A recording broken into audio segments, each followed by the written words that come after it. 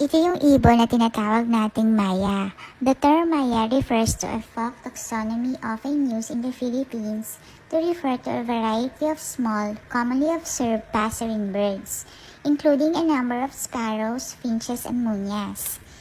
This group includes Lonchura and Tricapilla, specifically referred to by the common name Mayang Pula, or Red Maya, which was recognized as the national bird of the Philippines until 1995, when then-President Fidel V. Ramos formally transferred that honorific to the Philippine Eagle. So ngayon guys, alam nyo na, pag nakakita kayo ng Maya, dati pala, national bird natin siya. O diba, iba ang may alam. Bye!